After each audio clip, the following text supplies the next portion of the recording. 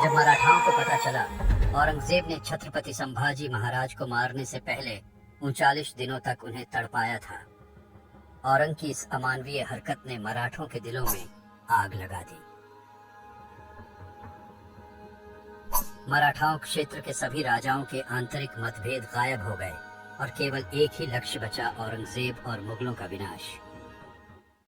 इधर रायगढ़ किले में इस कठिन समय के दौरान भी संभाजी की मृत्यु के अगले ही दिन 12 मार्च 1689 को रानी येसुबाई ने राजा राम महाराज का राज्याभिषेक करने का निर्णय लिया और अपने सभी मुख्य अधिकारियों को इकट्ठा करके सभी धार्मिक अनुष्ठानों के बाद राजा राम को छत्रपति के रूप में राज्याभिषेक कराया।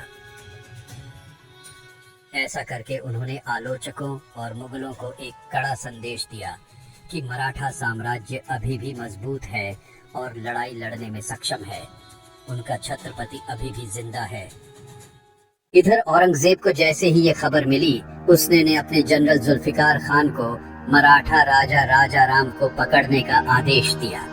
राजधानी किला रायगढ़ को जुल्फिकार खान के नेतृत्व में 15,000 से अधिक की मुगल सेना जीतने के लक्ष्य से निकल गई। इधर रायगढ़ में राज्याभिषेक के लिए मराठों का पूरा शक्ति आधार रायगढ़ में एकत्र हुआ था। सबको जैसे ही आक्रमण की खबर मिली तो रानी येसुबाई ने तुरंत सबको सुझाव दिया, यदि मुगलों ने हमला किया और हमारी सारी शक्ति अधिकार एक साथ पकड़ी गई तो यह हमारे भविष्य के लिए घातक साबित हो सकता है। आप सब जल्द ही यहाँ से निकल जाएं। लेकिन महारानी, आप सब और हमारे राजे का क्या? नहीं, हम लोग अपने महाराज को अकेले नहीं छोड़ सकते। मैं किसी तरह राजा राम महाराज को यहाँ से बाहर निकलवा दूंगी। आप लोग बस जल्द निकल जाएं। ये रानी का आदेश है। रानी येसुबाई ने सुझाव दिया कि राजा राम महाराज को अलग अलग गढ़ों से लड़ते हुए बाहर निकलना चाहिए।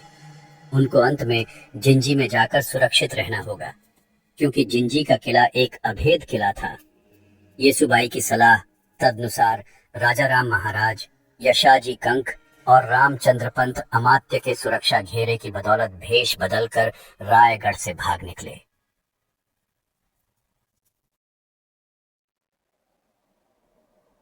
उस सुअर के बच्चे ने हमारे महाराज के टुकड़े टुकड़े कर दिए और हम लोग कुछ नहीं कर रहे हैं।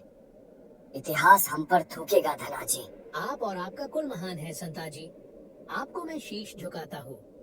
आपके पिता मल्होजी भी वीर गति को प्राप्त हो गए उस संगमेश्वर के युद्ध में, लेकिन आप उनको भूलकर सिर्फ अपने महाराज और अपने मराठा के लिए सोच रहे हैं।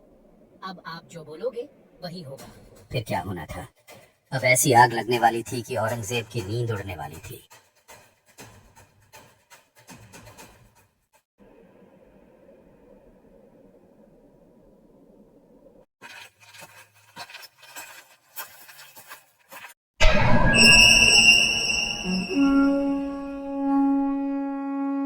औरंगजेब बाहर निकलकर देखता है मराठा के दो बब्बर शेर संताजी और धनाजी और उनके साथी शेर पागलों की तरह मुगलों को काट रहे हैं। उस रात गुरिल्ला युद्ध के उस्ताद मराठों ने सिर्फ 2000 योद्धाओं के साथ औरंगजेब की विशाल मुगल सेना पर हमला कर दिया। संताजी और उनके मराठों ने उग्र शेरों की तरह हमला किया और मुगलों को बेरहमी से मार डाला। हमले के दौरान मुगल सैनिक डर के मारे चिल्लाने लगे। गुस्से में आकर औरंगजेब अपनी तलवार निकालता है और मराठाओं सैनिकों को मारने लगता है। तभी अचानक उसके सामने संताजी खड़े दिखते हैं। बिल्कुल गुस्से में लाल संताजी का चेहरा मुगलों के खून से लथपथ। उस समय औरंग भी गुस्से में था। दोनों एक दूसरे की तरफ युद्ध करने के लिए बढ़ते हैं। संताजी के एक तलवार की वार से औरंग वहीं गिर जाता है। जैसे ही संताजी उसको मारने वाले होते हैं, अचानक मुगल सैनिकों की ढेर संताजी को उलझा देती है। मौके का फायदा उठाकर औरंगजेब अपनी जान बचाकर भाग जाता है। मराठों ने एक के बाद एक मुगल लाशों का ढेर लगा दिया। मराठों ने औरंगजेब के सारे निजी तंबू में भी आग लगा दी। उस दिन उसके साम्राज्य का गौरव चकनाचूर हो गया और उसे हमेशा के लिए कायर करार दे दिया गया।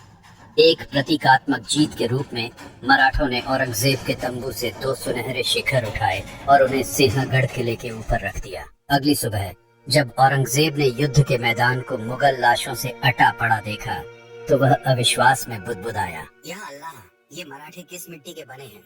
वे ना थकते हैं, ना झुकते हैं, ना पीछे हटते हैं। क्या हम उन्हें नष्ट करने की कोशिश करते हुए कहीं खुद ना नष्ट हो जाएं? औरंगजेब इस अपमान से कभी उभर नहीं पाया। इधर मुगल कमांडर जुल्फिकार खान ने रायगढ़ किले पर कब्जा कर लिया, लेकिन राजाराम वहां से जब तक तो निकल चुके थे, लेकिन मुगलों ने संभाजी राजे की दो माताओं, उनकी मां येसुबाई और दादी छत्रपति शिवाजी महाराज की पत्नी सकवर बाई के साथ उनके पुत्र शाहू जी को बंदी बना लिया। जुल्फिकार खान तुरंत सभी कैदी को औरंगजेब के पास ले गया। जैसे ही ये खबर संताजी को मिली, उन्होंने रायगढ़ किले पर हमला किया। मराठों ने जुल्फिकार खान की सेना को काटकर रायगढ़ किले पर भी कत्लेआम मचा दिया और मुगलों का बेशकीमती खजाना, घोड़े और 5 हाथी अपने साथ पकड़कर पन्हाला लेकर आए। इस तरह कई गोरिल्ला योद्धाओं ने मुगल सेना का मनोबल तोड़कर रख दिया, क्योंकि मराठों को जब भी मौके मिलता वो मुगल सेना को चीर के रख देते। अब बारी मुकर्रम खान की थी, जिसने छत्रपति संभाजी महाराज को छल और धोखे से कैद किया था। औरंगजेब ने 50,000 रुपए इनाम देते हुए मुकर्रम खान को महाराष्ट्र के कोल्हापुर और कोकण प्रांत का सूबेदार नियुक्त कर दिया था। संताजी और उनके मराठों ने यह प्रण लिया कि चाहे कुछ भी हो जाए, पर उस मुकर्रम खान को जिंदा नहीं छोड़ना है।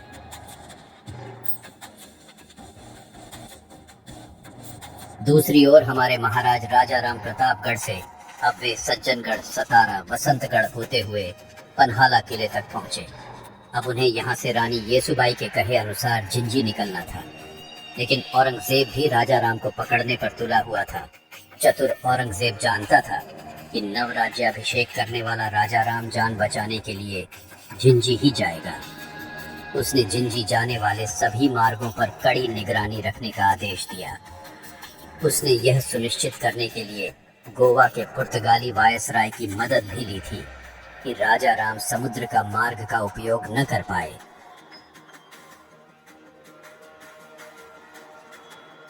आप कहे तो महाराज इन मुगलों को इसी पन्हाला में दफन कर दें। नहीं संताजी, हमारा कर्तव्य ये है कि महाराज को सुरक्षित जिंजी तक पहुंचाना होगा, क्योंकि फिलहाल रानी येसुबाई और शाहू जी मुगल के कब्जों में है। ये लक्ष्य बनाकर चलो, देर से ही सही, पर मुगल साम्राज्य का अंत हमारे ही हाथों हो। पन्हाला पर मुगलों के आक्रमण की खबर मिलते ही राजाराम और उनके सहयोगी मराठाओं ने व्यापारियों के वेश में किले से भाग निकले। सूर्योदय तक वे लोग कृष्णा नदी के तट पर नृसिंहवाड़ी पहुंच गए। उन्होंने कृष्णा नदी पार की और दक्षिण की जाने के बजाय पूर्व के दक्कन की ओर जाने वाले रास्ते पर चल पड़े, क्योंकि मुगलों को बेवकूफ बनाना था। उन लोगों ने जिंजी जाने के लिए एक बार घूमकर फिर कृष्णा नदी पार करने की योजना बनाई। उन्होंने घुमावदार रास्ते का इस्तेमाल किया। महाराज की शिमोगा यात्रा गोकक, सवादट्टी, नवलगुंड, अनेगरी, लक्ष्मीश्वर, हावेरी और हिरेकेरूर से होकर गुजरी। शिमोगा पहुंचने से पहले लक्ष्मेश्वर परगना से गुजरते समय वहां के मुगल अधिकारियों को उनकी यात्रा की भनक लग गई और वे अपनी सेना के साथ उनके दल का पीछा करने लगे। यहाँ उनका सामना वर्दा नदी से हुआ। महाराज ने बहिरजी और मालोजी घोरपड़े के भाइयों की मदद से इसे पार करके अपने पीछा करने वालों को चकमा दिया, लेकिन आगे बढ़ने पर उन्हें पता चला कि उनका मार्ग मुगल दुश्मन सेना ने रोक रखा है। ऐसी कठिन परिस्थिति में छत्रपति शिवाजी महाराज से प्रशिक्षित शक्तिशाली योद्धा संताजी जगताप और रूपाजी भोसले अपने राजा की रक्षा के लिए तैयार हो गए। शत्रु सेना को रोकने की जिम्मेदारी संताजी जगताप को सौंपकर राजाराम महाराज रूपाजी भोसले के साथ आगे बढ़ गए।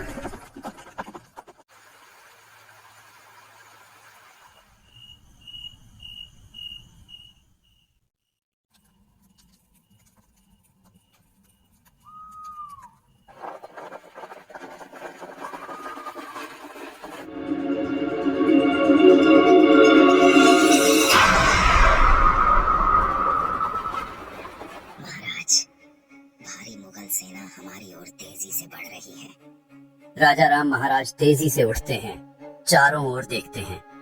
पास खड़े सेना नायक चिंतित हो उठते हैं। तभी घोड़ों की टापों की आवाज और तेज हो जाती है।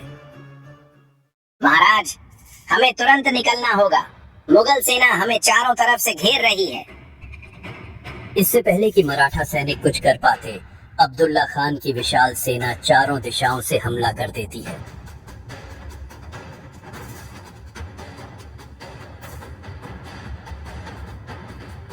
तलवारें टकराने की आवाज, घोड़ों की हिनहिनाहट और युद्ध के नारे गूंज उठते हैं।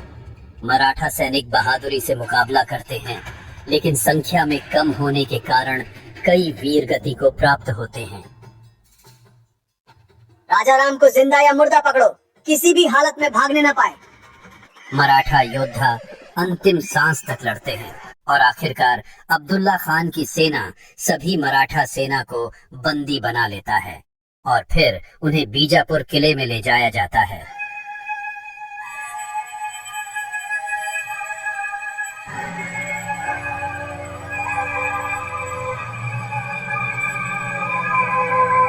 आखिरकार मराठाओं का राजा राजा राम हमारे कब्जे में है। औरंगजेब को संदेश भेजो कि मराठों का खेल खत्म। हुजूर, पहले पहचान की पुष्टि कर लें। क्या मतलब? राजा राम हमारे सामने खड़ा है। सैनिक बंदियों को जबरन घसीटकर सामने लाते हैं, लेकिन उनमें से कोई भी राजा राम नहीं होता। अब्दुल्ला खान का चेहरा अचानक गंभीर हो जाता है। धोखा, ये कैसे हो सकता है? तभी एक घायल मराठा सैनिक हंसता है। उसकी आंखों में चमक और चेहरे पर वीरता झलकती है। राजा राम महाराज तेरे हाथ कभी नहीं आएंगे। मराठा साम्राज्य को खत्म करने का सपना मत देख अब्दुल्ला। राजा राम, इस बार तो तू मेरे हाथों से बच गया, लेकिन बहुत जल्द मैं तुझे तेरे बाबा साहेब और भाई के पास भेजूंगा। मराठाओं ने एक बार फिर मुगलों को चकमा दे दिया था। अब्दुल्ला खान के घमंड को करारी शिकस्त मिली, लेकिन मुगलों का कहर अभी खत्म नहीं हुआ था। अब्दुल्ला खान ने उन सभी सड़कों पर अपने जासूस तैनात कर दिए थे जिनसे राजा और उनके लोग यात्रा करने वाले थे। राजा राम महाराज और उनके लोग मुगल जासूसों से बचने के लिए आगे की यात्रा में घोड़ों का उपयोग करना छोड़ दिया। इसलिए वे सामान्य यात्री, तपस्वी, संत, व्यापारी, भिखारी आदि बनकर आगे बढ़ते रहे। वे मुगल चौकियों से बचने में कामयाब रहे और मुगलों को चकमा देकर 300 किलोमीटर दूर बेंगलुरु पहुंच गए। वहां पहुंचते ही बेंगलोर में एक और घटना घटी जो मराठों के लिए खतरा खड़ा कर दिया। वहां का एक सहयोगी राजा राम महाराज के पैर धो रहा था और कुछ स्थानीय लोगों ने यह देखा। अब उस क्षेत्र में यह खबर फैल गई कि एक महत्वपूर्ण और उच्च पदस्थ मराठा आया है। देखते देखते यह खबर जंगल में भीषण आग की तरह फैल गई और स्थानीय मुगल थानेदार तक पहुंच गई। यह बात वहां पर स्थित खंडो बल्लाल को पता चल गया। उसने मराठों को सतर्क कर दिया। खंडो बल्लाल ने राजा राम महाराज से अनुरोध किया कि वे अपने अधिकारियों को इकट्ठा करें और दूसरे रास्तों से चले जाएं। मुगलों को भटकाने के लिए खंडो बल्लाल और कुछ अन्य लोग यहीं रुक गए। जब थानेदार पूछताछ करने आया तो उसने पाया कि महाराज वहां है ही नहीं। इसलिए उसने खंडो बल्लाल और अन्य लोगों को जंजीरों में जकड़ दिया और पूछताछ करने लगा। हुजूर, अगर राजा राम यहाँ होता तो मैं खुद आप सबको सूचित कर देता। तुम्हें क्या पागल कुत्ते ने काटा है जो तू अपने राजा को फंसाएगा? राजा राम का परिवार मेरा भी दुश्मन है। उसके भाई शंभू राजे ने मेरे पिता बालाजी आबाजी को हाथी के पैरों को चलवा दिया था। मुझे भी उससे बदला लेना है। इसी तरह मुगलों की नजरों से बच बचाकर राजा राम महाराज और अन्य लोग घोड़े पर सवार होकर तकरीबन 35 दिन का सफर करते हुए आखिरकार जिंजी में प्रवेश कर गए। अब महाराज और उनके आदमियों के सामने एक और बाधा खड़ी थी, उनकी अपनी सौतेली बहन अंबिका। अंबिकाबाई संभाजी की सगी बहन थी और राजा राम महाराज की सौतेली बहन। जब उन्हें राजा राम महाराज की किले का उपयोग करने की योजना के बारे में पता चला तो उन्होंने उनका विरोध करने का फैसला किया और युद्ध की तैयारी शुरू कर दी। हालांकि न तो किले लोग और न ही उनके सलाहकार उनके पक्ष में थे। उनके मंत्रियों ने आपसी मतभेद भुलाने को कहा ताकि उनके पिता शिवाजी का सपना न टूटे। इसीलिए अंबिकाबाई को राजा राम महाराज के लिए जिंजी किले के द्वार खोलने पड़े। आखिरकार 15 नवंबर 1689 को राजा राम महाराज अपने दल के साथ जिंजी किले में पहुंच ही गए थे। इस तरह महाराज की इस यात्रा की गाथा समाप्त हुई। तुलापुर से भागा हुआ बादशाह बीजापुर में बैठा था। औरंगजेब अपने नक्शे पर झुका हुआ था। उसके सामने तमिलनाडु का जिंजी किला लाल घेरे में था। वह किला जहां अब मराठा प्रतिरोध की आखिरी उम्मीद राजा राम महाराज मौजूद थे। उसकी आंखों में वही जुनून था जो कभी शिवाजी और संभाजी को ध्वस्त करते समय था। लेकिन इस बार उसका लक्ष्य सिर्फ राजा नहीं बल्कि पूरे मराठा वंश को समाप्त करना था। मुकर्रब खान को संदेश भेजो, औरंगजेब ने भारी आवाज में बोला। सुल्तान के इस पुराने और भरोसेमंद सेनापति ने औरंग के आदेश को सलाम किया। मुकर्रब खान को आदेश मिलते ही उसने एक विशाल सेना तैयार की। हजारों मुगल सैनिक के साथ वो झिंझी की ओर कूच कर गया। कोंकण से निकलते ही यह सेना बेजोड़ रफ्तार से बढ़ती गई। जंगलों, नदियों और पहाड़ियों को पार करते हुए मुकर्रब खान लगभग 800 किलोमीटर का कठिन सफर तय कर चुका था। लेकिन उसे क्या पता था कि उसका यह इंतजार हमेशा के लिए शांत होने वाला था। मुकर्रब खान की सेना जैसे ही झिंझी से कुछ दिन की दूरी पर पहुंची, अचानक हवा में शंख और रणसिंघा की गूंज उठी। दूर पहाड़ियों से उठता धूल का गुब्बार देखकर मुगल सैनिक सतर्क हो गए। यह कोई और नहीं था बल्कि यह मराठों की छापा मार युद्ध नीति का प्रचंड प्रहरी थे। संताजी, माँ भवानी ने हमारी सुन ली। शिकार खुद शिकारी बनकर यहाँ पहुँचे हुए हैं। तो वो तू ही है संताजी जिसका आतंक फैला हुआ है। याद है एक आतंक और था, शंभा। वह भी बहुत उछलता था जिसको मैंने हमेशा के लिए शांत कर दिया। वो धोखा था, वरना तुम्हारी नस्ल शंभू राजे को पकड़ना तो दूर, पैर की धूल चाटने के लायक भी नहीं है। तो आजा, आज देख लेते हैं कौन किसका तलवा चाटने लायक है।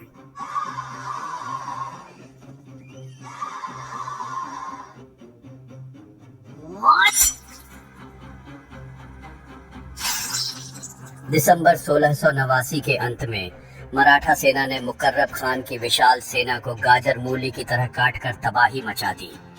भयंकर युद्ध के दौरान संताजी घोरपड़े ने व्यक्तिगत रूप से मुकर्रब खान के साथ युद्ध किया।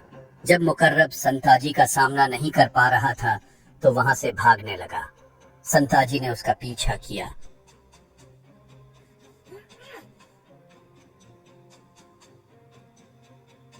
मुकर्रब खान, तुझे मैं मृत्यु के घाट नहीं उतारूंगा। जिस तरीके से तुमने हमारे महाराज को 40 दिन तड़पाया था, उसी दर्द को आज तू महसूस करेगा। जा, बच सकता है तो बच ले।